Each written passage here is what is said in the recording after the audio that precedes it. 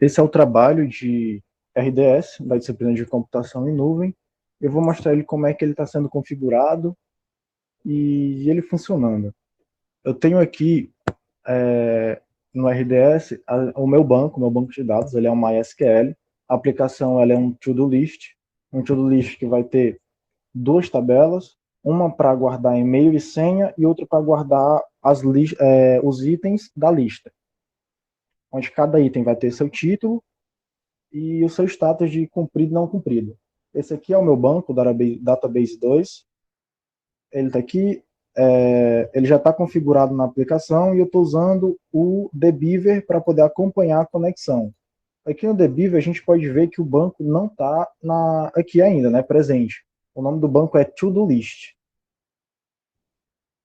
Voltando aqui, a gente tem o endpoint e a porta. E é isso que a gente precisa para configurar, além do usuário e da senha que você usou na hora de criar o seu RDS. Então, aqui na aplicação, nos arquivos de configuração, tem a conexão. A conexão está sendo feita aqui, com MySQL, e está vindo tudo das variáveis de ambiente, que estão aqui no ponto .env, né, que é o meu endpoint lá do RDS, o meu usuário, a minha senha e a minha porta. Esses mesmos dados foi o que eu usei para poder ter acesso ao banco aqui pelo dbeaver. Então, como ele já está conectado, a gente vai poder acompanhar o que vai acontecer.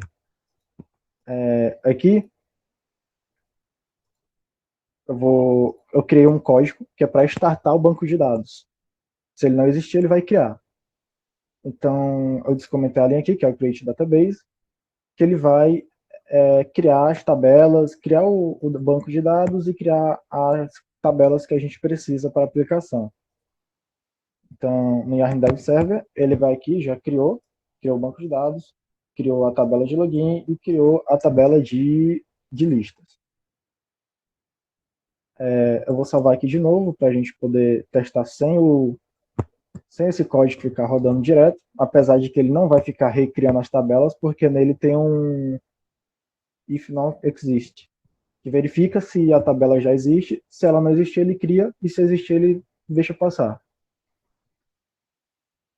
A aplicação está aqui, está acontecendo as conexões de login, criando a conexão, fazendo a query, retornando aqui um feedback, né, inseriu o login, não inseriu, dizendo qual é o erro, se der algum erro. Então, todas as funções seguem esse esquema e vamos lá para a aplicação. Aplicação rodando. Eu executei o banco de dados, então vou atualizar aqui, o banco de dados já deve aparecer aqui. To-do list, com as minhas duas tabelas, list e login. Vamos cadastrar aqui no login. Eu estou usando aqui o Insomnia e não tem ninguém. Aqui no Create eu vou criar um usuário chamado Bruno com a senha Bruno Senha. Criei, cadastrado com sucesso. Vamos aqui atualizar. Bruno com a senha Bruno Senha está aqui. Deixar atualizando aqui de cada um segundo. Agora vamos criar um usuário para a gente poder apagar, né? Para a gente testar o delete. Bruno Del. Senha Del. Bruno Senha Del. Salvei, criei aqui. Ok? Vou apagar ele. Bruno Del, Bruno Senha Del. Apaguei. Ok? Vou trabalhar com esse Bruno para poder adicionar os itens.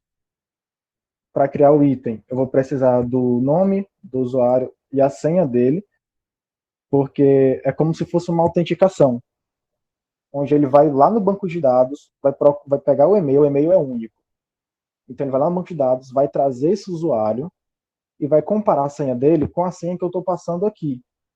Se a senha for errada, ele não conclui a adição no banco. Então é como se fosse uma pseudo-autenticação. Vamos aqui adicionar uma manga na lista.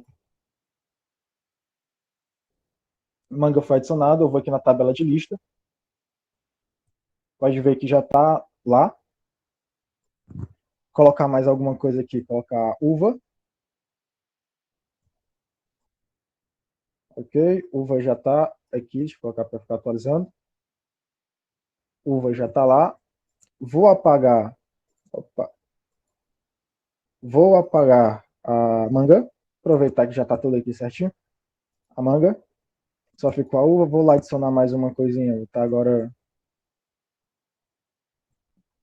goiaba. Adicionei. E agora a gente tem a função de alterar o status. O que, que ele faz? Ele altera o status do meu item. Como é uma to-do list, eu vou ter feito, não feito, onde o zero vai significar não feito e zero e um feito, né? Então, eu tenho aqui a minha autenticação, pseudo autenticação, e o título que eu quero alterar relacionado àquele usuário. Então, eu vou lá, eu vou alterar o goiaba. Na hora que eu envio, ele já alterou aqui, goiaba ficou 1. E se eu executar a mesma requisição, ele vai voltar para o zero, né? Que eu posso poder escolher feito ou não feito, eu posso me arrepender de ter marcado, então eu posso regredir no processo. Então, essa opção é bacana ter. E aí eu quero alterar também o da uva. Então, venho aqui, uva, vou alterar ela. Ficou com um 1 agora, tá feito.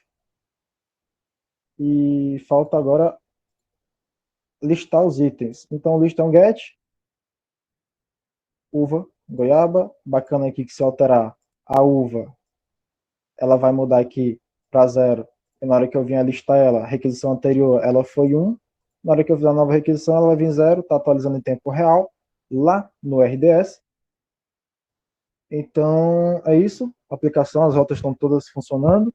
As variáveis de ambiente estão configuradas, conectadas diretamente no RDS. E vamos ver aqui no Beaver, tudo ok. Aqui, tudo ok. E no banco de dados, venceu, né? Que a gente dá um jeito aqui. É só mostrar que no banco de dados está fazendo o processo. E esse processo que está acontecendo lá no banco de dados, ele é devido a isso, né? Você conectar, você ir lá apagar, e o projeto é esse. Tá tudo certo. Muito obrigado aí por ter assistido.